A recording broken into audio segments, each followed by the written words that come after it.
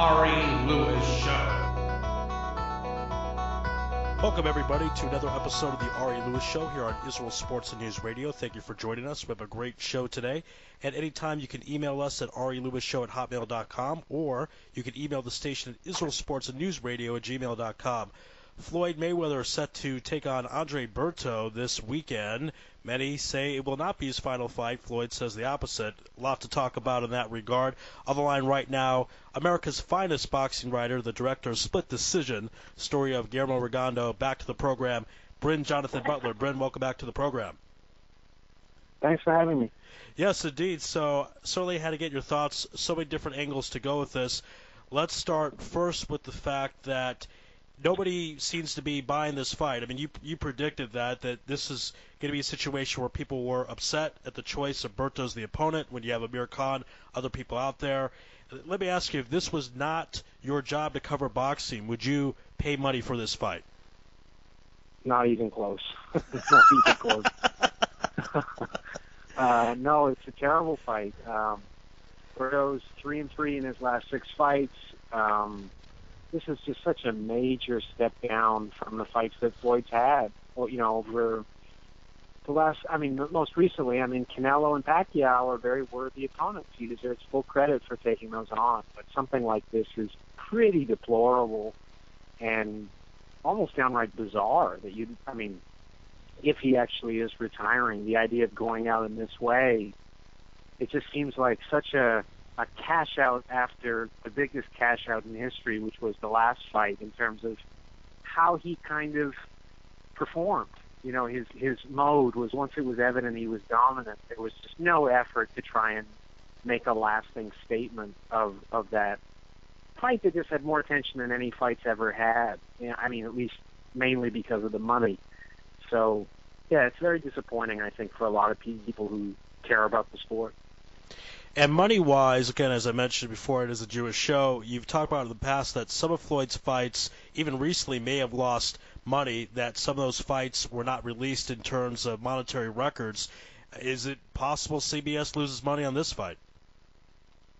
I think it's likely that CBS loses money.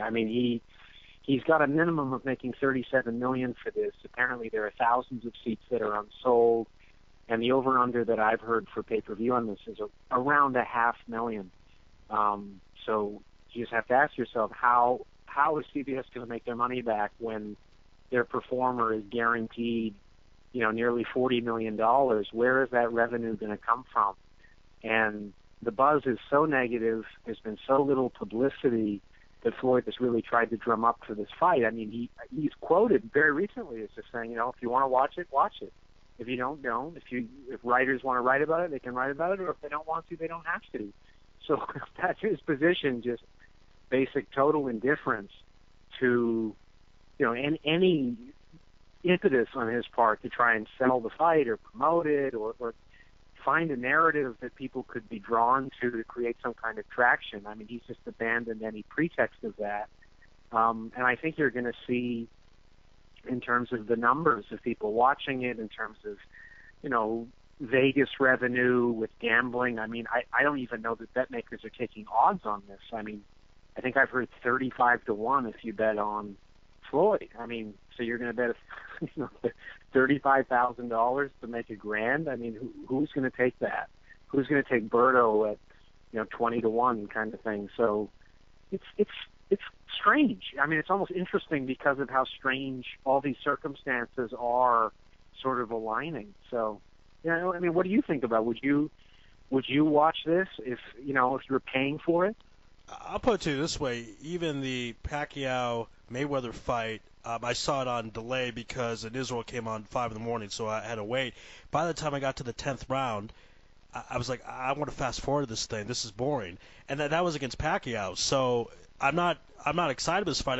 I intrigued that it's Floyd Mayweather, the whole will he retire, will he not. But you talk about Berto's 3-3, and even 35-1 might be very generous. This would be Buster Douglas beats Tyson proportions, right? If Berto were able to win. Yeah, absolutely. And there's another wrinkle that's kind of intriguing. There's an article that came out today by Thomas Hauser who's been sniffing around performance-enhancing drugs in boxing for a while now, where he quotes some sources, inside sources, that Floyd was using an IV for the Pacquiao fight for rehydration, vitamins, but an IV is prohibited by the contract that he signed for that fight. And let's remember that Pacquiao sought to take some medication to assist him with that injury that he also lied about in the contract, saying that he was 100% healthy for that fight. But it's interesting that this is coming to light because an IV is very often used as a means of masking substances that you're taking, as far as PEDs. So this just came out this morning this afternoon, at least here in New York, at noon.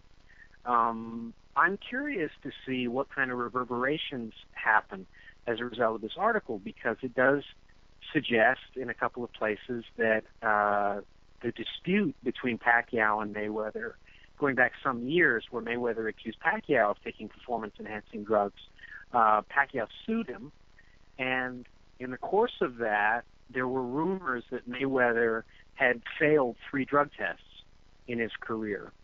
And Pacquiao's lawyers were seeking full disclosure of tests that Mayweather had had. And the moment that arose, that these samples still exist and can be retested today, Mayweather sent an exorbitant figure to settle that lawsuit and also create a confidentiality agreement about any of the information related to those testing procedures that he'd undergone.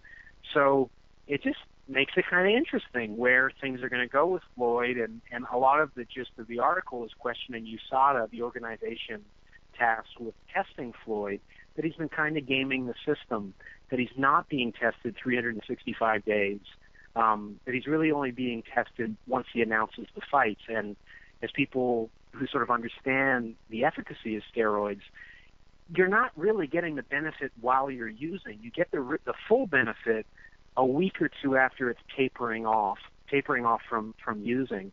So Floyd, in deciding his fights later and later and later, where, this fight was announced less than a month ago, less than a month before it takes place, has every advantage in terms of using, while his opponent would have no idea up until so quickly after the fight would be announced they would be actually in the ring. You'd be gaining a massive advantage. So it's just an interesting angle that sort of developed just today. Yeah, if you look at Floyd's body, you've talked about this before, the body of a 38-year-old, 39-year-old guy naturally does not look like Floyd's. There's something very off with that. And he talked about he hasn't released a lot of his blood tests. And one thing that really sticks to my mind was a 2010 episode of 24/7 when he fought Sugar Shane Mosley. Mosley was busted for PEDs in 2003, but they had in the show a test, and Mosley was very nice. The people liked him, and Floyd just seemed very nervous. It just stuck in my mind. He was very hyper. He kept screaming, God-given talent, I don't need to cheat, and kept screaming about it. I was thinking, why are you screaming about it if you haven't done anything wrong? If you were to make an odds of Floyd taking steroids in the past few years, would you put it 50-50 he did it, or 75-25? Where would you put it at? Well, I would put it this way, that I think given his stature of being bigger than the sport, being sort of it's difficult to prosecute him in terms of how much money he makes for all of these organizations, including the organization that's testing him, is making $10 million a year. And their fees associated with testing are extremely high in proportion to what it actually costs to do testing. So everybody's making money off of this kind of thing. And Floyd is, of course, the champion of testing and being clean, which is a great cover if you were to be cheating. Just as Lance Armstrong would always protest any accusation that he was cheating, was saying, I'm the most tested athlete in the world. But what does that prove? It doesn't really prove anything if the tests are not effective and if you're in a position to game the system. And that's exactly what Hauser's article states.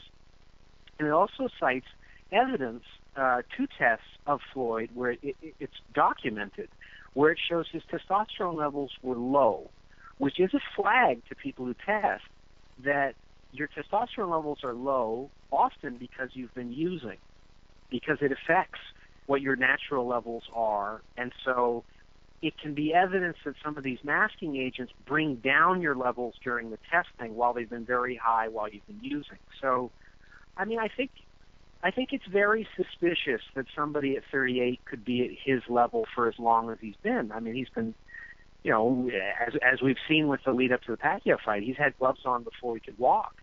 And the wear and tear, traditionally, of a lot of guys in the sport is by 30, they're on the downward slide.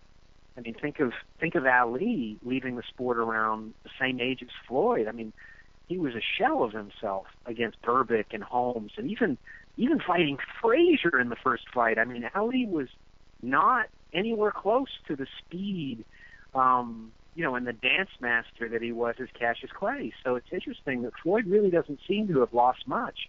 And, you know, we've seen it in baseball. As soon as there was stricter drug testing, where did all these home runs go? What happened? What happened to these kind of circus freak physiques that they all had, all looking like professional wrestlers? Floyd looks a lot better physically. He's more ripped. He's leaner. He's gone up in weight. He's retained all his speed. You know, it seems miraculous. And I just think in this day and age, with the amount of usage that's going on in other sports, where people who are testing positive or people at the Olympics, going back to, you know, the 88 games, I mean, almost everybody who ran in 100 meters, later on we found out had tested positive for stuff.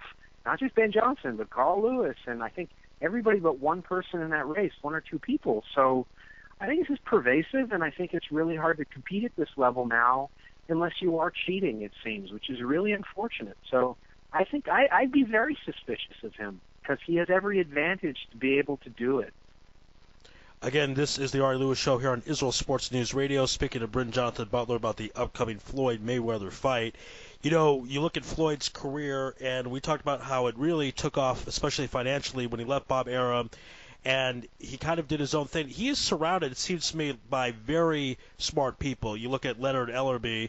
I mean, he's kind of the man behind the scenes. He makes everything happen. So would it be a situation that Ellerbe says to him, you know, if we set up your fights every May and once in a while in September, we can get around this testing thing? Because what I'm trying to say is if Floyd did do steroids, he needs advisors. Obviously, he can't just do it on his own. That inner circle, are they smart enough to figure out a plan to cheat the system and not get caught? Well, I think the tenor of the people discussing this issue as far as writing about it is not that you have to be brilliant to game the system. It's really that the system has been created so that it can be gamed, so that it can give the appearance as far as the propaganda to the general public. Like, no, we've got a handle on this. It's never been better. But, I mean, it just seems like these athletes are getting better and better the older they get. They're doing more incredible things. So it seems to suggest that they have a better alibi now, but I don't know that the efficacy has really changed as far as doing what it's intended to do, which is prevent an unfair advantage by these guys. And the more money you're worth to that system, the more they have a vested interest in allowing you to do things that generate money. I mean, it's just straight up economics in that sense. So I haven't seen, I mean, what I've been hearing is that testing in terms of qualitative rather than quantitative levels of drug usage is the real way to go after these people. If they have something in their body that their body doesn't naturally produce, boom, like you've caught them. No matter how, whether there's trace amounts or not, it didn't get there by accident. And almost everybody who's getting caught, from, you know, Evander Holyfield to a host of others, James Toney, they all make the claim of inadvertent usage. And you know, it's interesting because I was listening to a podcast with, his name is Nowitzki, Jeff Nowitzki, who brought down Lance Armstrong. He was asked by Rogan, is it possible for inadvertent usage with just regular supplements that are in stores? And one of the things that they're doing year over year is taking samples of drugs that are readily available, or supplements rather, and they're finding that many of them have anabolic steroids in it, or things that would get you caught.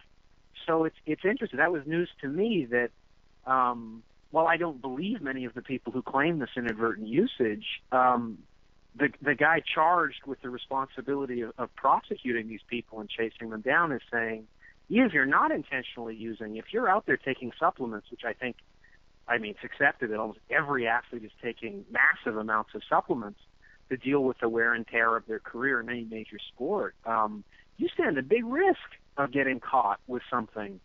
And in the end, you're responsible for what's in your body. But, I mean, it just gets more and more sort of complicated, doesn't it? Just to think of, just we're a long way away from, Rocky swilling down eggs in a blender and, going for his run. I mean, this is just all a science now. And, where it's going to go 10, 20 years from now, where you're able to do, there's people now taking stem cells to regenerate injuries that they have. And soon, I think, with some kind of genetic modification to deal with some of the issues that athletes face. I mean, boy, it's going to be a brave new world very, very soon. And I don't think it's a question of if.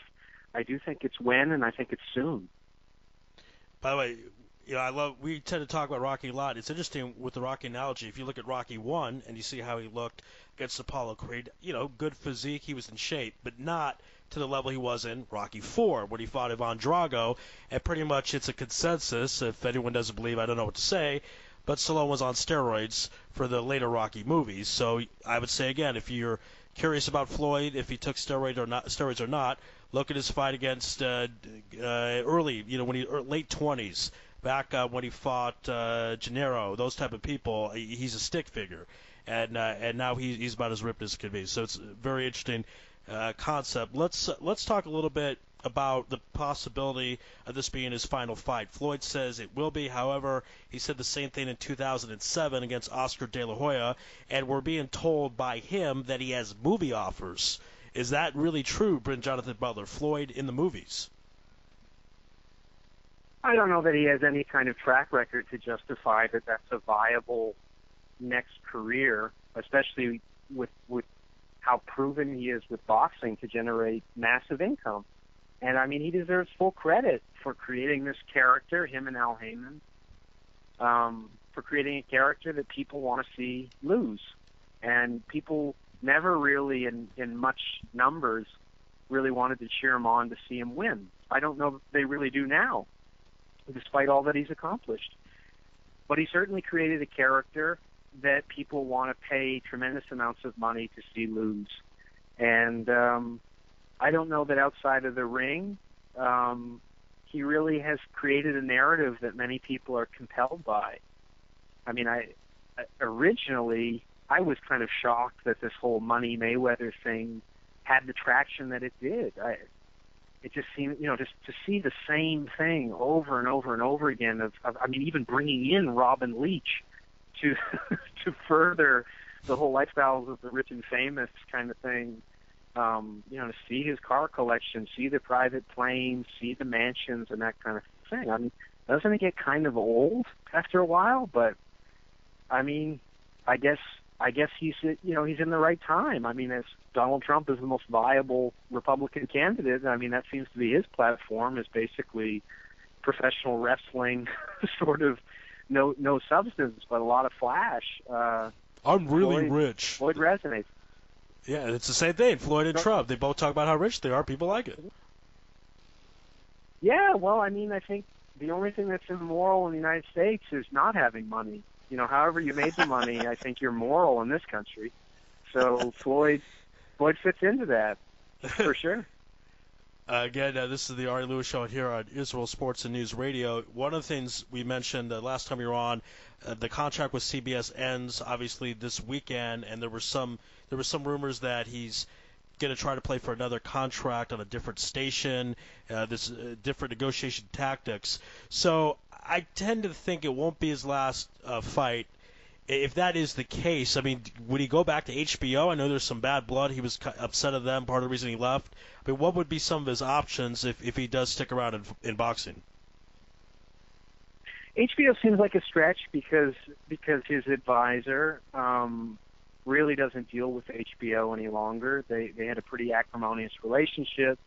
From all accounts that I've heard on and off the record about the Mayweather-Pacquiao fight, it strained it even further.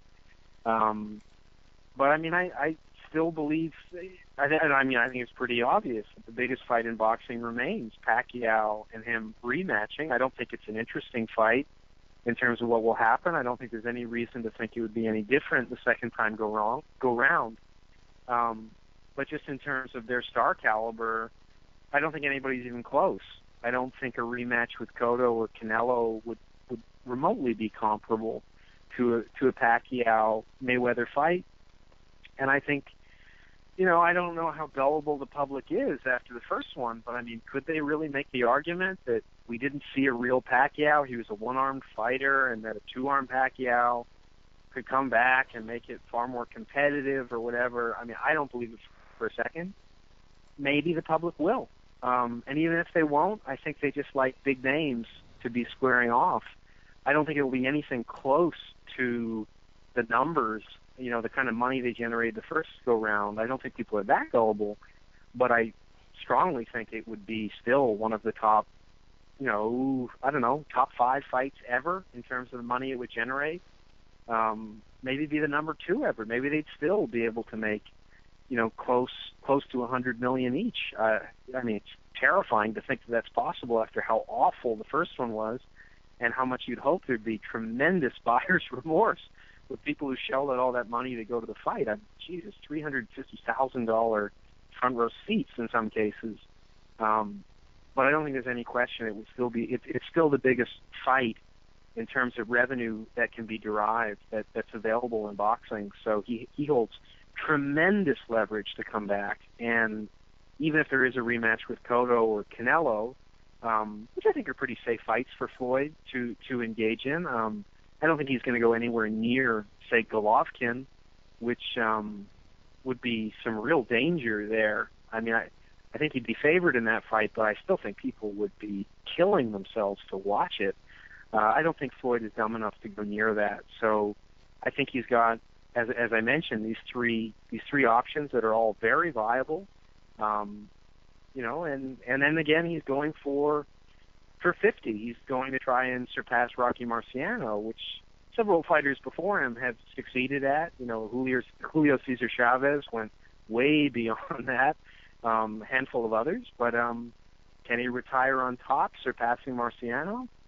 I think it holds some allure, but I think more than anything, people just want a big name and they want some risk associated with the fight. So maybe Canelo puts on a tremendous performance, or Cotto, and people think, well, maybe they've learned something from the last go-round with Mayweather and can give him a good go, and then he's going for his 50th win.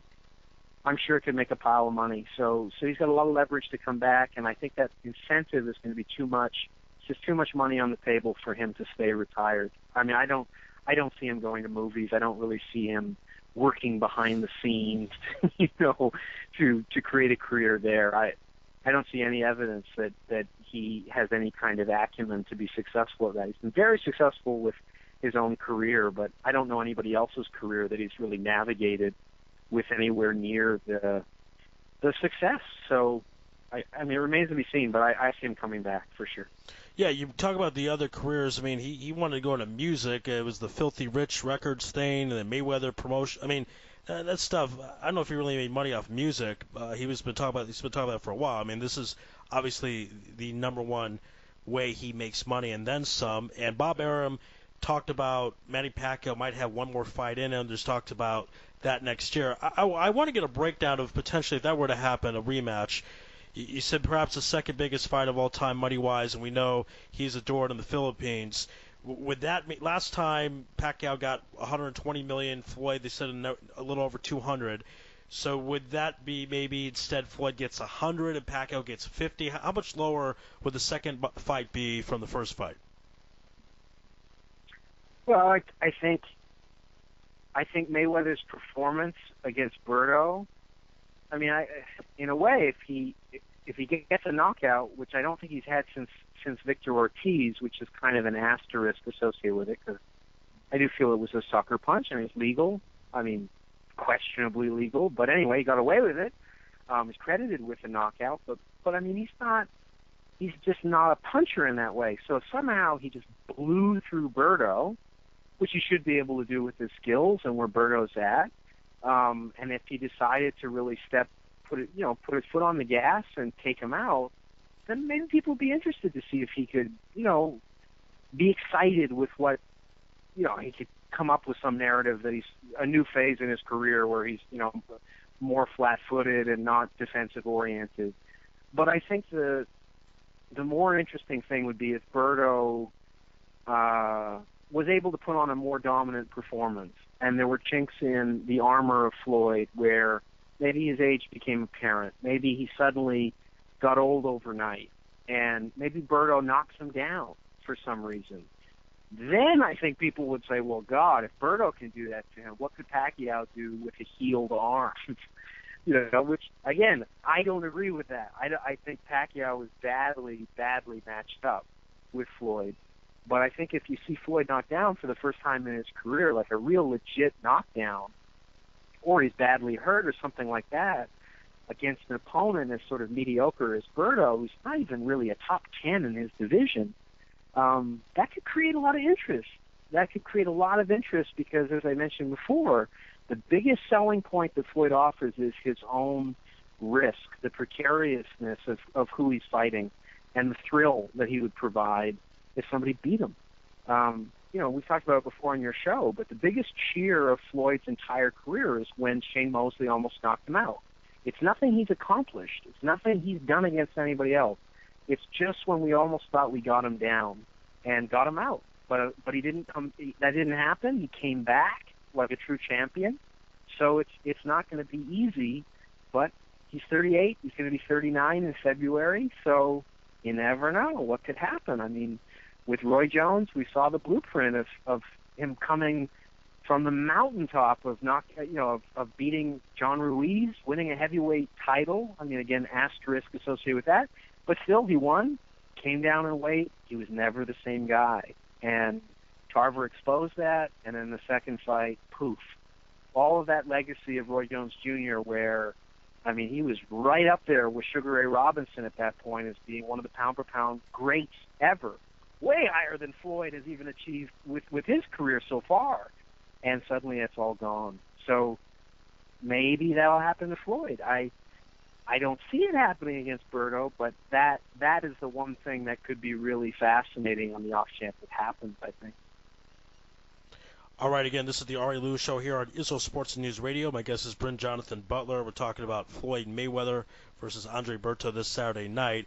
And quick detour, we'll get your prediction, but I want to know, since this fight seems to be of no public interest, is there a fight, in your opinion, the public should be interested in or even buying a pay-per-view, some fight out there that you think will be entertaining? Oh, absolutely. There's a couple of really great fights. Finally, we're sort of turning the corner to some really good ones. I think the Lemieux-Golovkin fight is a thrill fight. I mean, for your most basic boxing fan, that's one where somebody is going to be, turned over on their head by a massive punch. Golovkin is guaranteed excitement, and so's Lemieux. And they're going head on. They only really know how to fight one way. I think that's a guaranteed thriller. It's, I think, already sold out MSG. It's going to be on pay-per-view on HBO. That could be a real fight to give Golovkin mainstream success, mainstream appeal, really galvanize him into the next upper leagues of the sport. And the other is I think Cotto and Canelo is a guaranteed thriller of a fight. Both guys with an incredibly proven track record. Cotto on the tail end of his career, Canelo on the way up. That's just everything that boxing fans love about the sport. Two heroes of the sport, Mexican versus Puerto Rico. It's going to be fantastic. I mean, it's just a really, really exciting fight, and they both are people who I think feel an obligation to put on great fights. They really want to prove their legacy. They don't measure their legacy by how much money they make per fight. They're going to make a pile of money, but nobody's going to remember how much money. That's not going to be the narrative of their fight. The narrative of the fight is going to be the performances that we're going to see and the chemistry that they have together and the kind of excitement that they generate. It's not just going to be people talking about money, where money is the only hero, the way it always is with Floyd. I've never seen a great champion so willing to be booed and I feel he is a great champion, but it says something about him that he's totally content being, stinking out fight after fight after fight, where he fully had the ability to put on signature performances, and he was content just to win and cash out. And these two fights that I mentioned, I think, are the exact opposite of that, and they're great for the sport. And I think a lot of people are going to be very happy if Floyd does decide to stay retired. I don't think he's going to be missed.